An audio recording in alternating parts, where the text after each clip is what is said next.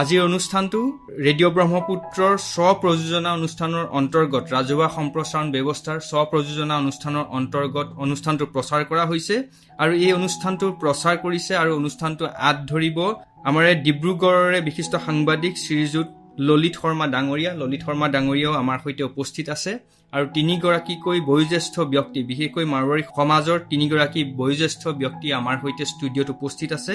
প্ৰথমেই আজি ৰেডিঅ' ব্ৰহ্মপুত্ৰৰ এই অনুষ্ঠানলৈ আমাৰ সৈতে উপস্থিত থকা শ্ৰীযুত মহাবীৰ গোৱেংকা ডাঙৰীয়া, আপোনাক স্বাগতম জনাইছো। আমাৰ সৈতে উপস্থিত আছে শ্ৰীযুত মনোহৰ বৰ্মা ডাঙৰীয়া, আপোনাকো আজি অনুষ্ঠানলৈ স্বাগতম জনাইছো। আমাৰ সৈতে উপস্থিত আছে শ্ৰীযুত ৰাধেশ্যাম ধান, আপোনাকো আজি অনুষ্ঠানলৈ স্বাগতম জনাইছো। হয়, মই এই অনুষ্ঠানটো কেৱল মাত্ৰ আগবঢ়াই দিছো। আজি এই অনুষ্ঠানটো সম্পূৰ্ণৰূপে আঁত ধৰিব আমাৰ ডিব্ৰুগড়ৰে সাংবাদিক, বিশিষ্ট সাংবাদিক, বয়োজ্যেষ্ঠ সাংবাদিক শ্ৰীযুত ললিত শৰ্মা ডাঙৰীয়াই।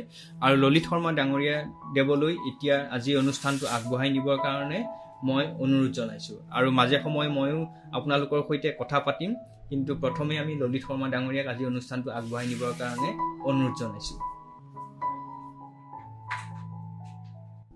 नमस्कार। रेडियो ब्रह्मपुत्र में आज हमारे बीच उपस्थित है डिब्रूगढ़ के वरिष्ठ नागरिक, समाज के वरिष्ठ व्यक्ति, जिनका सामाजिक क्षेत्र में अतुलनीय योगदान है। जीवन के अपने पड़ाव में डिब्रूगढ़ के इतिहास से जुड़े हैं। इन्होंने अपनी जिंदगी में जो भी अनुभव, खट्टा मीठा जो भी देखा, सुना, किया, वो आज आपके समक्ष व्यक्त करेंगे। हमारे बीच जो व्यक्ति आज आपके बीच उपस्थित हैं, उनमें सबसे पहले मैं परिचय कराऊंगा हमारे महावीर जी गोयनका, जो उम्र में 85 वर्ष के हैं, किंतु आज भी उनकी जो याददाश्त है वो मजबूत है।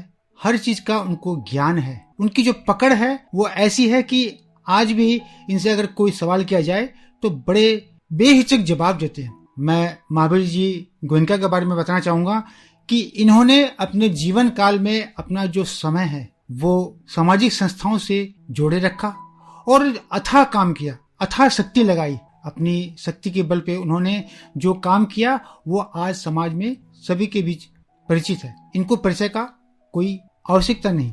सबसे पहले मैं कहूंगा कि ये मारवाड़ी समाज की जो संस्था है अग्रणी, मारवाड़ी आरोग्य भवन, श्री गोपाल गौशाला और नवयुग संघ जो है इसके संस्थापक थे। और सबसे बड़ी बात है कि मारवाड़ी दुर्गा पूजा, जो मारवाड़ी समाज की सबसे पुरानी दुर्गा पूजा है, उसके ये काफी वर्षों तक विभिन्न पदों पर रह करके अपनी सेवा दी में कार्यरत भी, ईंधन असहाय में जोड़े रखा। आप लोग डिब्रूगढ़ की जो एक मारवाड़ी समाज, वो तमाम सवाल करेंगे जो हमारे इस समाज के लिए खट्टे मीठे अनुभव आज हमारे बीच प्रस्तुत करेंगे। आज हमारे इस मंच में बताएं कि आपने अपने जीवन काल में इस डिब्रूगढ़ आप बताना चाहेंगे। আমার মারৱাড়ী সমাজ 300 বছৰ পুৰণি। আগত আহিছিল ৰামেশ্বৰলাল চাহাৰিয়া, তাৰ পাছত বাউৰীটো কেনেকুৱা আহিলে, সেইসমূহ ৰাজস্থানৰ পৰা খোজকাঢ়ি পালে আহি কিনি ইয়াত। কিন্তু আমাৰ একটা বিশেষতা আছিলে এইবোৰ বুঢ়া চবৰ গাঁৱৰ কিছুমান 2-4-5টা মানুহ লগত আনিছিলে আৰু সিহঁতেও সুবিধা আছিলে কি সিহঁতে কিবা পইচা টকা নাই, সিহঁতে ক'লে বোলা তাত আমালোকে বোলা বুলি কৈছিলো, এইটো পাতিছিলে। সিহঁতে তাক দৰমহাও দিছিলে, কৈছে ঠিক আছে তোমাতে কাম বিক্ৰী কৰিবলৈ লৈ যোৱা। এনেকুৱা মাৰৱাড়ী সমাজ বৃহৎ মাৰৱাড়ী সমাজ হৈ গ'ল।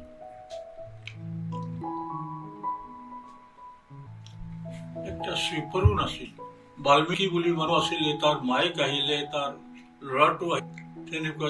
তেতিয়াতো তেনেকুৱা প্ৰত্যেকটা ক্ষেত্ৰত মানুহ আনি হৈ গ'ল কি আমাৰ অসমত মুছলমান হওক বিহাৰী মিলিজুলি কাম কৰিছিল আৰু মিলিজুলি সমাজটো আগবাঢ়িলে লিখা নিছিলে কিন্তু আজিতো লিখা পঢ়া প্ৰচেনটো আছে লয়াৰো আছে আৰু ইভেন বনৱাৰী কোৰ্ট পৰ্যন্ত গ'ল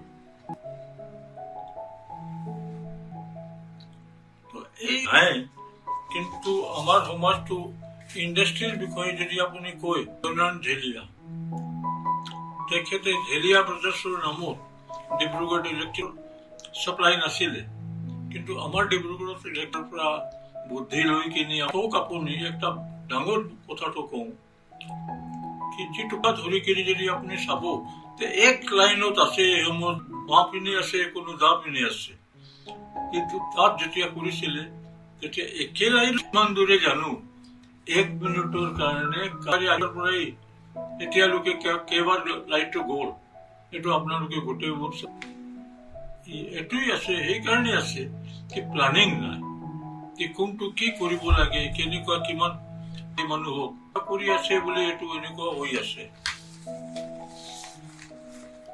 তো ইমান লিখা পঢ়া মানুহ নাছিলে তাৰ পাছতে আছে কি হ'ল কি নপত্ৰাই কেডিয়া এখেত লিখা পঢ়াও আৰু সেই সময়ত মিউনিচিপালিটিৰ তো নপত্ৰাজি কেৰিয়া তেতিয়া হৈছিলে 1938 ব্ৰিটিছ পিৰিয়ড হেবুল শ্যাম ভাইচ চেয়াৰমেন আছিলে একেটাৰ আণ্ডাৰত নহয় তাৰ পৰা আছিলে তেতিয়া মহাবীৰজী তলুৱাৰৰ চেয়াৰমেন আছিলে আৰু ইমান ভাল কাম কৰিছিলে তেনেকুৱা খোজ কাঢ়ি গৈ গৈ গৈ গৈ এনেকুৱা কাম নকৰে ৱাৰ্ড কমিশনাৰ আজিতো লিখা পঢ়াও কৰে ৱাৰ্ড কমিশনাৰো আছে সিহঁতে বহুখিনি কাম কৰে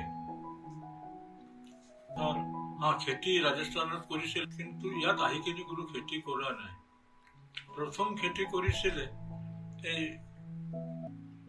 চাবুৱাত আছে চাবুৱা কৰিছিলে তেতিয়া এই ট্ৰেইন ৰাখিছিলে চাবুৱাতে কৰিলে তাৰ পৰা হ'ল সেইকাৰণে তাৰ নামটো চাবুৱা হ'ল এই চাহ খেতিৰ কাৰণে এইটো হোৱা পাছত ডাঙৰ আছিল তাৰ আলিমুৰৰ তেখেতৰ মাথাত ফেক্টৰী কৰি কিনি কামটো আগবঢ়াওঁ যদি ইউনিট কৰি কিনি যিটো চাহ কৰি আছে তো এখেত কৰি কিনি চাহ আনে আমালোকে চাহ বনাওঁ এই ফেক্টৰী কৰিলে আৰু এই ওপৰত আছে তলত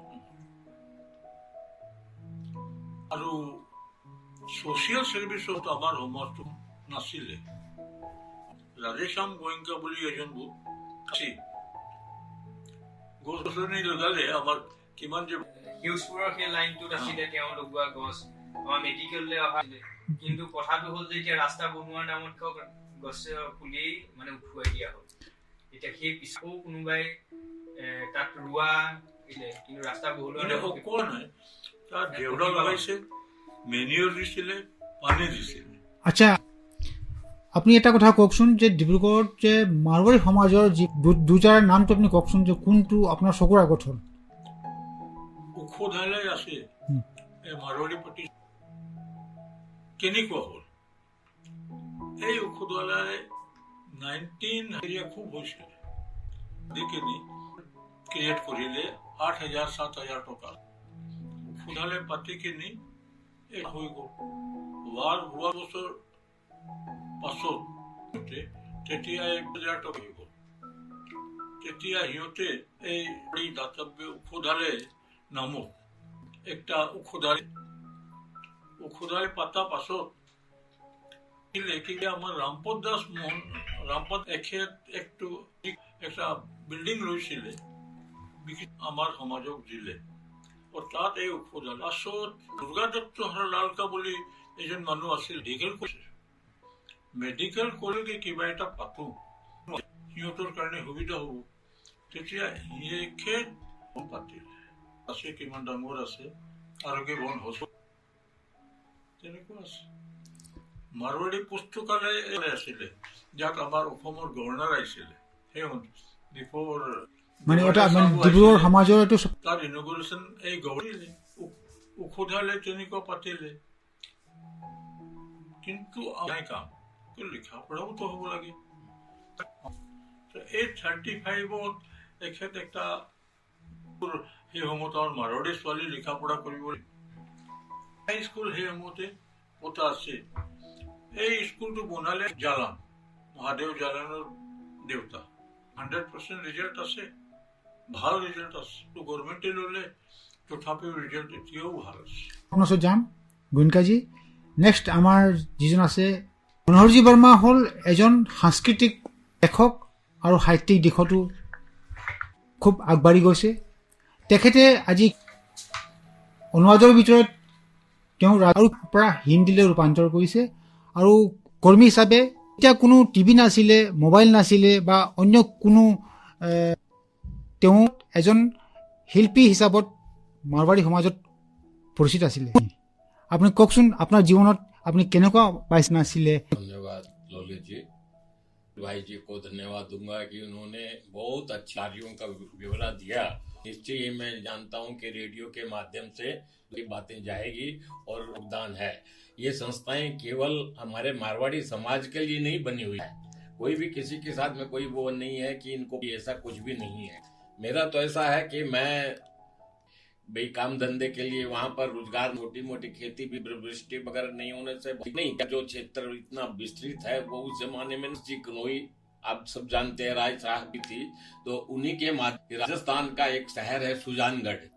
तो राजस्थान के सुजानगढ़ में सुजानगढ़ के हैं, उनका परिवार आज भी वहां पर है और उनका मकान थे, सुनारी का काम करने वाले थे और अपने काम किया करते था जो सोना चांदी का कुछ गहना वगैरह बनाना होता है। अच्छा कहा कि भैया आप ये बताएं कि जब मोबाइल नहीं थी, इंटरनेट नहीं था, टीवी नहीं थी, आप एक रंग थे और आपने जो नाटक का नाम बताएं और कौन कौन लोग आपके आ रहा हूँ धीरे से। बात ऐसी है कि अब जब अपना परिचय नहीं दूं तो उस बात नहीं आप से नहीं होता है। थे तो उन्होंने वहां पर हमारा पिताजी को बुलाया और उनसे कहा कि चल रहा क्या धंधा, तो उन्होंने कहा यहाँ तो कुछ नहीं है, दाल रोटी मिलती है, किसी डिब्रूगढ़ आ जाओ, यहाँ गणेशबाड़ी में वो। उन्होंने कहा कि यहाँ आ जाओ, मैं तुम्हारी सहायता कर। हमारे परिवार के लोग यहाँ पर आए, अरे तो उतर के देखे कहाँ किधर रहते हैं, क्या रहते हैं, नया मुल्क नया देश, इस तरह से लगता था उस समय।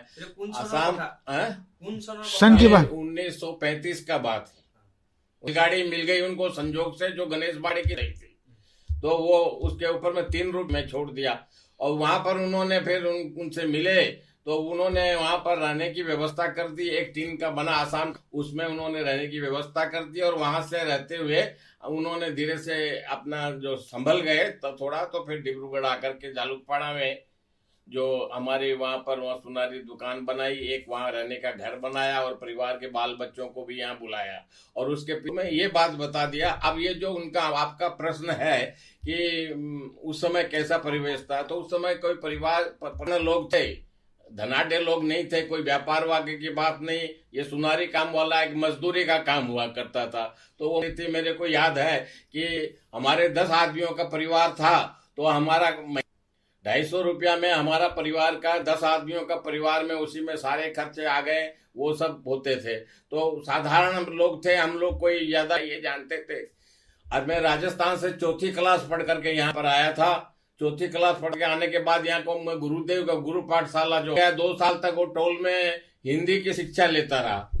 फिर लोगों ने कहा कि इससे क्या होगा, ना इतिहास, भूगोल, मैथ्स, इंग्लिश कुछ नहीं सीखेगा, ये कैसे आगे जाके किस स्कूल में भर्ती किया। तो उन्होंने कहा कि ये तो 4थी के लायक भी नहीं है, 4 क्लास के लायक भी नहीं है, क्यों हम रख करके किसी तरह से तय करके वापस 4थी में 2 साल मेरे 3 साल बर्बाद हो गया और स्कूल में भर्ती हुआ।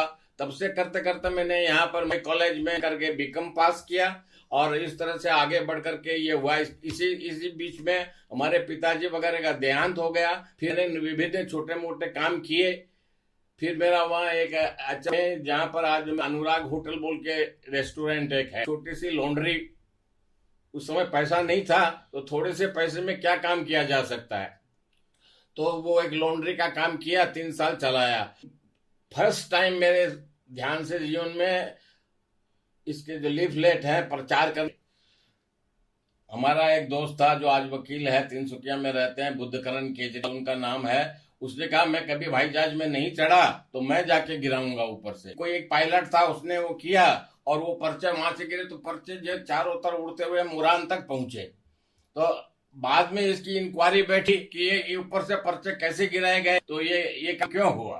तो बाद में धीरे धीरे मेरे को बुलाया, थोड़ा सा मैंने कहा गलती हो गई, माफी मांगी तो छोड़ दिया डीसी ने। मतलब स्कूल में पढ़ते हम लोग, हमारे पास में कोई साधन आज की तरह के नहीं थे। खेलते बगल में जो फील्ड है गवर्नमेंट स्कूल का, वहां जाके फुटबॉल खेलते थे। और उस जमाने में यही सब साधन थे, दूसरा ऐसा कोई साधन नहीं था जिसमें जैसे आजकल के क्रिकेट वगैरह उस जमाने में नहीं। तो एरिया है बड़ा खराब एरिया माना जाता था। झालुकपाड़ा का जो एरिया, शराब भट्टियां थी, शराब का वो दुकानें होती थी जो सांझ पड़ने के बाद में अच्छा आदमी उधर आना पसंद नहीं करता था। तो ऐसे करते उस जमाने में ये हुए। और स्कूल में पढ़ करके जैसे मैं निकला उसके बाद में, लेकिन ये जो हमारे नाट्य समूह, उसमें हमारे जो बुजुर्ग लोग थे, हमसे सीनियर लोग थे, जो वो लोग नाटक तो है इस जगह पर हमारा वो मंच, हमारा संस्था मारवाड़ी नाट्य समिति का वो मंच था जिसको किराए पर दे रखा था। और ये कंडीशन थी कि जब हमको जरूरत पड़ेगी नाटक करेंगे या कोई साहित्यिक कार्य होगा तो क्या करते थे, मतलब नाटक हुआ करता था। मैं छोटा था, वहीं जाकर के उनकी रिहर्सल, 1 महीने पहले से रिहर्सल शुरू हो जाती थी और रिहर्सल में लगी। और वो नाट्य में उसमें वह मैंने भी बहुत से नाटकों में काम किया। छोटे छोटे करके एक नाटक हुआ जिसमें मुझे उसका नायक था और एक कोलियरी जो होती है, कार्यकारी नेता है, उसका मुझे रोल मिला था। और वो उस रोल को मैंने, बहुत लोग आज भी याद करते हैं कि वो उसमें मैंने जो पार्ट किया वही मेरी वेशभूषा, जैसे पजामा चोला, एक जैकेट और ऊपर से एक वो थैला लटकाए, यही मेरा गेटअप था। और वो नाटक बहुत अच्छा हुआ। इसके अलावा ऐतिहासिक नाटक बहुत से खेले, हमीर हट खेला, एक बुद्धम शरणम गच्छामि, उसमें मुझको बोध किया था। और ये नाटक जाकर के गुवाहाटी में मारू मेलन हुआ था तो वहां भी हमने मंचित किया।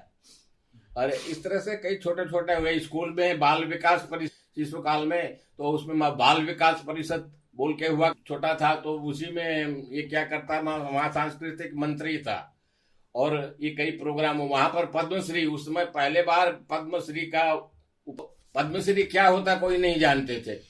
तो उसी के ऊपर एक हास्य का नाटक बना था, छोटा सा बच्चों का खेल का, जो हम लोगों ने वहां पर किया था।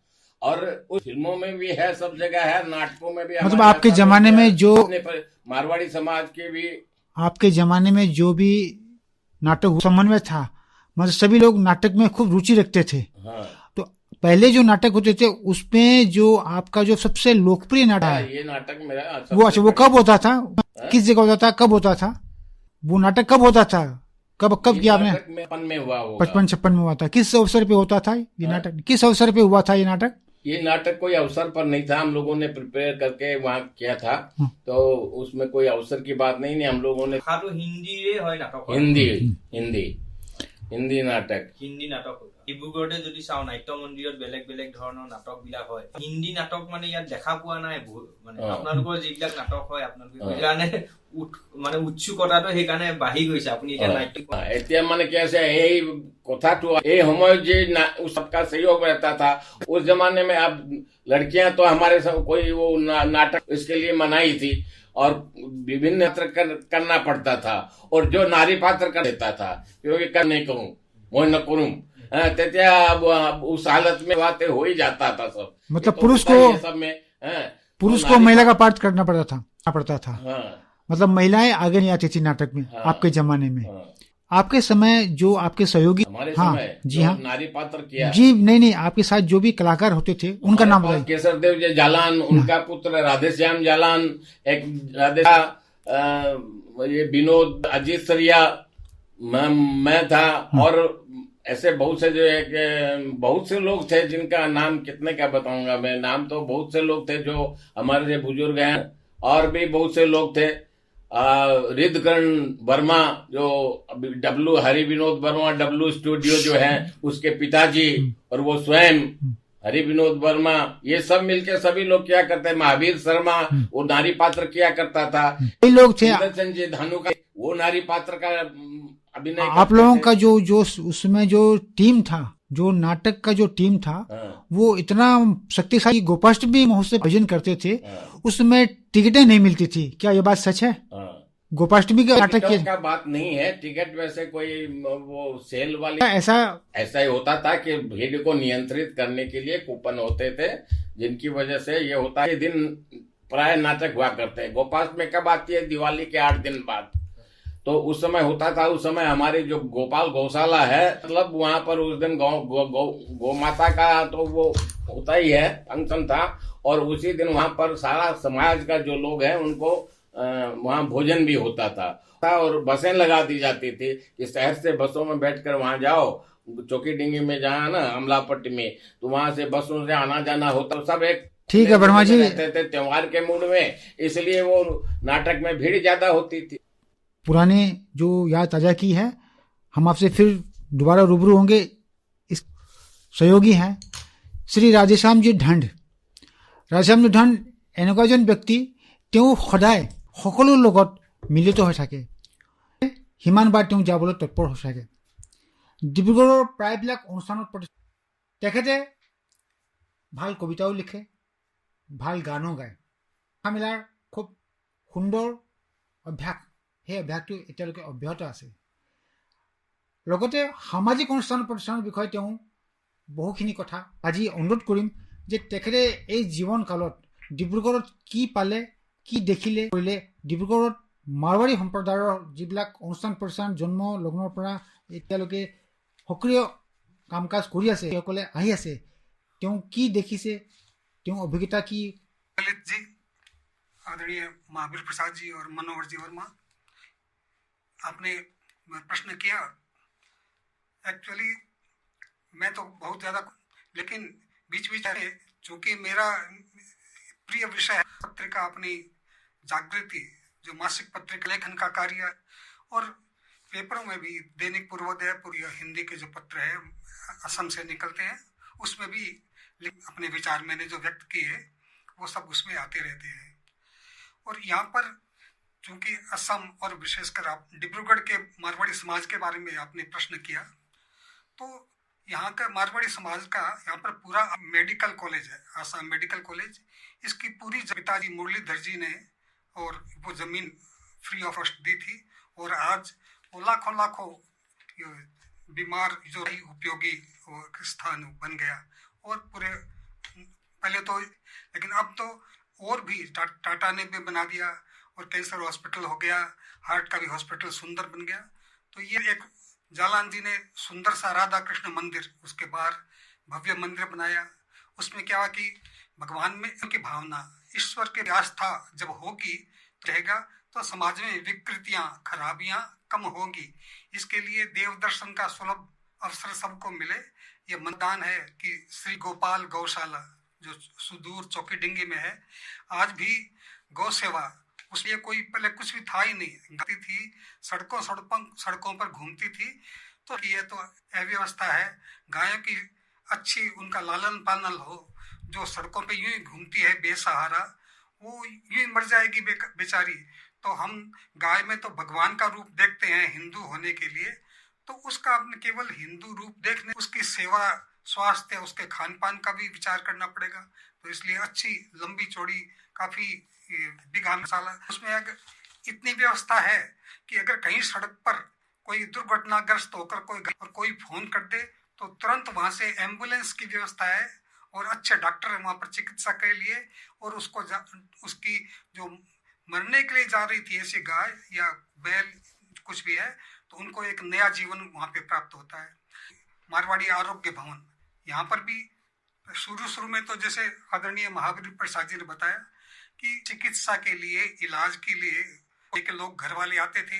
अब उनकी रहने की बड़ी अव्यवस्था थी, तो क्या किया जाए, तो उनकी सुविधा के लिए वहां पर कमरे बनाए गए, और एक निमित्त एक मामूली शुल्क लेकर, मामूली फीस लेकर, और लोगों को छोटे छोटे किचन भी बना दिए कि अपने लिए भी, और जो हॉस्पिटल में उनका जो रोगी भर्ती है उनकी भी सुविधा के लिए मतलब एक घरी हुआ और घरेलू माहौल भी मिला। और अभी वर्तमान में तो वो बहुत ही उसमें डेवलपमेंट हुआ है, मशीन, डायलिसिस की मशीन वगैरह, और सब वो मारवाड़ी समाज के अनुदान से ही सब लोगों ने मुख्यतः उसी के बदौलत आप आज वो देखें तो जन जन के लिए अभी कोरोना का पीरियड गया तो वहां पर एकदम एक मामूली शुल्क लेकर जो गवर्नमेंट ने, सरकार ने निर्धारित किया था, तो उस इन्होंने इंजेक्शन, दवाइयाँ, कोरोना के जो इंजेक्शन लगते थे तो, और अच्छी व्यवस्था, बैठने की कुर्सी, साफ स्थान, और फिर जब बैठने के लिए बोलते थे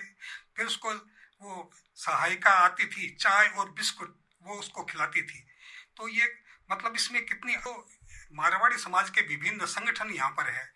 अपने मारवाड़ी युवा मंच ग्रेटर शाखा है, महिलाओं 3-4 शाखाएं हैं और महिलाओं की है, और ये वो विभिन्न काम कर रही है। ब्लड डोनेशन के लिए वो कैंप लगा में दे देते हैं, वो ब्लड इकट्ठा करके, और फिर उससे यहाँ पर कोई भी हो जिसके लिए उपयोगी होगा वो करते हैं। वो कृत्रिम अपने किसी के हाथ पांव कुछ टूट जाते हैं तो ये आर्टिफिशियल करते हैं। और तो और बाढ़ आ गई, कहीं आग लग गई, और लग गई, डिब्रूगढ़ टाउन में लगी थी आग, तो अनेकों लोगों ने अपने अपने ये कंबल, खाने की चीज ये सब दी।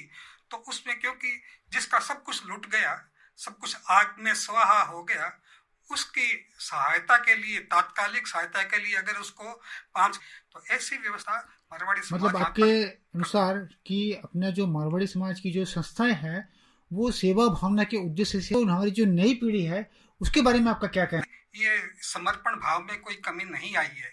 अब वो पहले कुछ बिल्डिंगें बनाने की जरूरत होती थी, स्कूल ये सब बनी, लेकिन अब क्या है कि लोगों को खेल कूद के माध्यम से जो खुद चार्टर्ड अकाउंटेंट हैं, एडवोकेट हैं, डॉक्टर्स हैं, तो वो अपने अपने हिसाब से और समाज में और सभी के लिए मैराथन दौड़ वगैरह कराते हैं। उसमें सभी लोग सैकड़ों और युवा उनके एज के हिसाब से वो कार्यक्रम करते हैं, तो उनको क्षमता है, योग्यता है, उसको वो बाहर लाते हैं, उभार के प्रखर भीतर कैसे छिपे से लाली हो, वर्तिका बीच उजियाली हुस्नी नहीं बह पाता है। तो भगवान उन गुणों को उभारना वो समाज का दायित्व युवा संगठन है और उसके सदस्य है, वो निरंतर में वो से हमें बताया कि आज की जो युवा पीढ़ी है वो उसमें उत्साह है, उसमें लगन है, आगे बढ़ाना होगा। ठीक है, हम आपसे फिर हमारे जो अगले श्री महावीर जी गोयनका है। महावीर जी, आज इस डिब्रूगढ़ शहर में अतीत और वर्तमान आपने क्या देखा, क्या डिब्रूगढ़ ने पाया, क्या डिब्रूगढ़ ने खोया? जो किया है वो आज का समाज नहीं कर पा रहा है कि उनमें जो भावना थी सामाजिकता की, वो बहुत कुछ किया उन लोगों। ये आज तो दुनिया के नर्सिंग होम हो गए, उस नर्सिंग होम उसने चालू कर, बेरे के नर्सिंग होम भी हो गए। उस समय ये श्री विश्वनाथ मारवाड़ी दातव्य इसको 2 रुपये और अच्छे से अच्छा पेशेंट ठीक करते थे। हमारे यहाँ वो कविराज थे, वो बहुत चीजें नहीं है, न मारवाड़ी में है। उस समय तो मारवाड़ी साहूकार के पास में चला जाता था तो सायो को नहीं खायो, तो के नहीं खाया, यदि खाना नहीं खाया है तो पहले और फिर बात करेंगे। ये आज तो बिना होटल के काम ही नहीं चलता। हमारा कल्चर ही बदल गया है जब से हमारी गद्दी और चौके घर में हमारे राजस्थानी जो परिवार में गद्दी वो आज लुप्त हो गए, खत्म। वो पर आपका क्या कहना है? इसमें कहने की तो कोई बात हो, चाहे महावीर को ही हो, वो एक साथ में खाना खाते थे। उसके अंदर में एक समन्वय का भाव, घर के अंदर में एक छोटा मोटा जो भी घर था, आदमी आ जाए वो चाल होती थी और सुविधाएं थी। अच्छा, अगला हमारा प्रश्न है कि डिब्रूगढ़ में जो शिक्षा का जो योगदान है नहीं किया, ये पूछो क्या किया, ये वो आप बताएं। अनुभवी है यहाँ के, सबसे वरिष्ठ नागरिक है कि मारवाड़ी में बताएं। तो क्या नहीं किया ये पूछो, क्या किया है। खाली डिब्रूगढ़ ही नहीं, डिब्रूगढ़ के आसपास के हो, वो तो सब मारवाड़ियों ने क्रिएट किया है। उसमें लक्खी प्रसाद दत्ता का विशेष नाम शिक्षा में, तो आज एक कॉलेज हो गई और यूनिवर्सिटी की डिब्रूगढ़ में यूनिवर्सिटी बने। साजी बड़े हुसैन जी के पास में गए कि मदद करें तो डिब्रूगढ़ में जाए। तो बोले ये कैसे? बोले कुछ दान दो। राजा बेटा बगान को लिया 20 लाख रुपये लेके और डिब्रूगढ़ यूनिवर्सिटी को चालू किया। ये वो देख के 2-3 चीजें हैं। ये जालान जी ने मेडिकल बनवा दी में आपके यहाँ से लेके हमारे टाउन तक प्रयास करने से होता है। ऐसे ही हुआ है। शिक्षा के डिब्रूगढ़ में एक कम तो नहीं है और अच्छे अच्छे लड़के निकले। इंडस्ट्री भी की है उन लोगों। और आज की जो शिक्षा व्यवस्था है उसमें आपने क्या देखा? कोई विशेष तो नहीं। आना है, पढ़ना है, लोगों की इच्छा हो गई। पहले कहाँ चार्टर्ड अकाउंटेंट थे, कहाँ CS थे। आज तो घर घर के अंदर में चार्टर्ड अकाउंटेंट, एडवोकेट्स, क्या नहीं है। योगदान है वो किसी भी क्षेत्र में, सांस्कृतिक क्षेत्र हो चाहे वो कला, बहुत चलते हैं हमारे से कि आप जो लेखन का कार्य कर रहे हैं बहुत संक्षिप्त में कब तक आपका पूर्ण हो जाएगा? और डिब्रूगढ़ की जो किताबें हैं जो हमारे के पास का वर्णन जान सके, किसी का नाम बता सकते हैं आप? हाँ, अगर वो मुरारी लाल जी केडिया ने डिब्रूगढ़ एवं मारवाड़ी समाज बोलकर के मतलब उसमें हम सारा विवरण विकास हुआ मटक मोरान का और का वर्णन इसमें आपको संक्षेप में। तो उसमें आप हमें ये बताएं कि जो अभी आपने जो काम किया है क्या विषय है और ये कब तक विमोचन? देखिए, जो है वाले थे उनके विषय में बता दूं मैं कि ब्रिटिश और उन्होंने उस समय उनके कार्य से यहाँ पे पूर्वक कार्य करते थे और उन्होंने उस समय उनके राय बहादुर की उपाधि ब्रिटिश सरकार ने दी थी। और हम जब रिटायर हुए उस समय तक उन्होंने क्या कहते हैं आप वो सब तो ये है, लेकिन असल उनका परिचय जो उन्होंने लिखे हैं राधानाथ फुकन रचनावली आसामीज में लिखी हुई इतनी बड़ी किताब है। उस किताब आपने जो काम किया है बहुत ही अतुलनीय कहना चाहेंगे कि आपने परम की प्रतीति रियलाइजेशन ऑफ अल्टीमेट ये कहानी और रियलाइजेशन ऑफ अल्टीमेट माने परम की प्रतीति, इसे कैसे मोक्ष की प्राप्ति होती है, कैसे मनुष्य जीवन से विषय था। राधानाथ फुकन के जो दर्शन मैंने उन्होंने राधानाथ फुकन रचनावली में उनकी 7 किताबें हैं। एक बहुत जानकारी दी आपसे इस विषय में। अगली बार फिर आपसे बात करेंगे तो और अधिक जानकारी लेंगे। अंत में आपसे हम एक प्रश्न करेंगे कि आप ये ली है वो जो किताबों पढ़ने पर रुचि क्यों और इसका क्या कारण है, जरा हमें एकदम संक्षिप्त। तो वैसे पुरानी पीढ़ी का भी अवदान पूरा और अपने देखते हैं कि प्रसिद्ध ज्योति प्रसाद काव्य में बड़ा गाँव में उनका विशिष्ट और उनखन रहा। वर्तमान में देवी प्रसाद जी बागडोदिया शंकर देव जी का उनका जो लेखन है उस नॉर्थ ईस्ट में और भारत और नई पीढ़ी का जहाँ तक प्रश्न है तो उनकी डिब्रूगढ़ में ही अपने मनोहर जी वर्मा जैसे तो प्रतिभाशाली और बाकी भी बजरंग जी तोदी जी ये कवित्रियाँ इनकी पुस्तकें अपने ये महेश जी जैन प्रतिभाशाली जो कवि है उनकी एक पूरा ग्रुप है। कम से कम भी अभी रुचि ले रहे हैं। मतलब आर्थिक प्रति रुझान बढ़ रहा है और किताबें लिखने में लोग इच्छुक हो रहे हैं। बहुत अच्छी बात है। ये हमारे भावी पीढ़ी के लिए एक दस्तावेज होंगे। अच्छा लगा आज आप सभी से मिलकर के। पुत्र रेडियो में आप सभी का स्वागत है। हम चाहेंगे आपसे साथ फिर हम प्रस्तुत होंगे। धन्यवाद। ধন্যবাদ জনাইছো আপোনালোক তিনিওগৰাকীকে ৰেডিঅ' ব্ৰহ্মপুত্ৰৰ আজি এই অনুষ্ঠানত। আমাৰ কাৰণে বিশেষকৈ একেবাৰে নতুন এটা অভিজ্ঞতা। তিনিগৰাকী মাৰোৱাৰী সমাজৰ 4গৰাকী জ্যেষ্ঠ ব্যক্তি আহি ৰেডিঅ' ব্ৰহ্মপুত্ৰত আপোনালোকৰ সমাজৰ বিভিন্ন অৱদান বিশেষকৈ শিক্ষাৰ ক্ষেত্ৰতেই হওক, ব্যৱসায়িক ক্ষেত্ৰতেই হওক বা ডিব্ৰুগড় শিক্ষা জগতখনক বা চিকিৎসাৰ ক্ষেত্ৰত আপোনালোকে যেনেধৰণৰ অৱদান আগবঢ়াই আহিছে সেই কথাখিনি হয়তো সকলো মানুহে গম নাপায় বা কিছুমান মুষ্টিমেয় কেইজনমান মানুহে হয়তো গম পায়।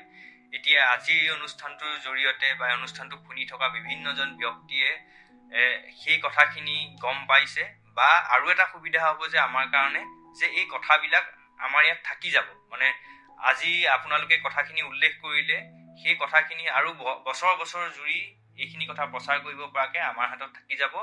ইয়াৰ পিছৰ যিখিনি মানুহ আহিব বা যিখিনি ল'ৰা ছোৱালী আহিব তেওঁলোকেও গম পাব যে মাৰোৱাৰী সম্প্ৰদায়ৰ যিসকল ব্যক্তি আছিলে তেওঁলোকে বা সমগ্ৰ মাৰোৱাৰী সম্প্ৰদায়ৰ লোকসকলে ডিব্ৰুগড়ৰ ক্ষেত্ৰখনত কেনেধৰণৰ অৱদান আগবঢ়াইছে সেইখিনি কথা গম পাব। আমি শ্ৰীযুত মহাবীৰ প্ৰসাদ গোৱেংকা আপোনাৰ প্ৰায় এতিয়া 85 বছৰ বয়স হ'ল বুলি কৈছে, আৰু আমি আশা কৰিছোঁ আৰু আপুনি দীৰ্ঘজীৱী হওক, সম্পূৰ্ণৰূপে সুস্থ হৈ থাকক, আৰু এনেধৰণে আপুনি আপোনালোকৰ সমাজৰ কাৰণেই হওক বা আমাৰ ডিব্ৰুগড় চহৰখনৰ কাৰণেই হওক বা আশে পাশে থকা ডিব্ৰুগড় সমাজখনৰ কাৰণেই হওক বিভিন্ন ধৰণৰ অৱদান আগবঢ়াই আহক। আৰু আপোনাৰ পৰা আচলতে আমি আৰু বহু কথা জানিবলগীয়া বা সুধিবলগীয়া আছে, কাৰণ 85 বছৰ বয়স পূৰ্ণ কৰা ব্যক্তি এজনৰ হাতত কথা ক'বলগীয়া বহু কথা থাকে বা আমি তেওঁলোকৰ পৰা জানিবলগীয়া বহু কথা থাকে। আজি সময়ৰ অসুবিধাৰ কাৰণে সকলো কথা পাতিব পৰা হোৱা নাই, কিন্তু আমিও উৎসুক যে আপোনাৰ পৰা আমি বহু কথা তেতিয়া জানিব পাৰিম বা ডিব্ৰুগড়ৰ অন্যান্য ব্যক্তিসকলেও ডিব্ৰুগড় চহৰখনৰ বহু কথা আপোনাৰ পৰা জানিব পাৰিব। আৰু ইয়াৰ লগতে মনোহৰজী শৰ্মা আপোনাক বৰ্মাজী আপোনাকো ধন্যবাদ জনাইছোঁ। বিশেষকৈ নাট্য জগতৰ কথা আমি মাৰোৱাৰী সম্প্ৰদায় বা মাৰোৱাৰী সমাজৰ নাট্য জগতৰ কথা ইমানকৈ গম পোৱা নাছিলোঁ, কিন্তু আজি আপোনাৰ পৰা আমি গম পালোঁ যে মাৰোৱাৰী সমাজত এনেধৰণে নাট্য চৰ্চা হয়। আজি হৈ আছে নাই নাজানো, কিন্তু আগতে পূৰ্বতে হৈছিলে বা আপোনালোকে বিভিন্ন ধৰণৰ নাটকবিলাক কৰিছিলে, সেইখিনি কথা আজি আমি নতুনকৈ গম পাইছোঁ। সেইকাৰণে আপোনাক ধন্যবাদ জনাইছোঁ। আৰু আপোনাৰ স্বাস্থ্য খুব সুন্দৰ হৈ আছে। আমি ৰেডিঅ' যদিও দেখুৱাই দিব পৰা নাই আপোনালোকৰ মুখবিলাক, কিন্তু আমাৰ যিসকল শ্ৰোতাই শুনি আছে তেওঁলোকক জনাই দিব বিচাৰিছোঁ যে ইয়াত তিনিওজনৰে স্বাস্থ্য খুব সুন্দৰ হৈ আছে, মানে খুব স্বাস্থ্যৱান ব্যক্তি, মানে যদিও বয়োজ্যেষ্ঠ বুলি কৈছোঁ কিন্তু যথেষ্ট মানে উন্নত হৈ আছে স্বাস্থ্য, আৰু এনেধৰণে স্বাস্থ্য আপোনালোকৰ ভাল হৈ থাকক। আমাৰ সৈতে আছিলে ৰাধেশ্যাম ধান ডাঙৰীয়া। আপুনিও ডিব্ৰুগড়ত মাৰোৱাৰী সমাজৰ বিভিন্ন অৱদানৰ বিষয়ে আপুনি জনালে, লগতে আপুনি এগৰাকী কবিতাও আবৃত্তি কৰি আমাক শুনালে, আৰু এনেধৰণে আমাৰ বিভিন্ন আৰু কথা পাতিবলগীয়া আছে। আমি আপোনালোকৰ পৰা বহু কথা জানিব বিচাৰিছোঁ, কিন্তু আজি সময়ৰ অসুবিধাৰ কাৰণে হয়তো সেইটো সম্ভৱ হোৱা নাই। আৰু শ্ৰীযুত ললিত শৰ্মা ডাঙৰীয়া আপোনাক ধন্যবাদ জনাইছোঁ। আৰু এইটো সম্ভৱ হৈছে কেৱল ললিত দাৰ কাৰণে, মই ললিত দা বুলিয়েই মাতোঁ, ললিত দাৰ কাৰণে সম্ভৱ হৈছে যে আপোনালোকৰ দৰে তিনিজন জ্যেষ্ঠ ব্যক্তিক ৰেডিঅ' ষ্টেচনলৈ আনি আপোনালোকৰ মনৰ কথাবিলাক অন্যান্য হাজাৰ হাজাৰ মানুহৰ মাজত আমি শুনাব পাৰিছোঁ বা আমি নতুন নতুন কথা জানিব পাৰিছোঁ। গতিকে আপোনালোক তিনিওৰে লগতে ললিত দাৰো সুস্বাস্থ্য কামনা কৰিছোঁ, আপোনাৰ সুস্বাস্থ্য কামনা কৰিছোঁ। আপুনি আৰু দীৰ্ঘজীৱী হওক আৰু বহুদিন থাকক, আৰু সেয়ে কামনা কৰি আপোনালোক চাৰিজনৰ পৰা আজি ব্ৰহ্মপুত্ৰৰ প্ৰত্যেকগৰাকী শ্ৰোতাৰ হৈ আমি বিদায় লৈছোঁ। ধন্যবাদ।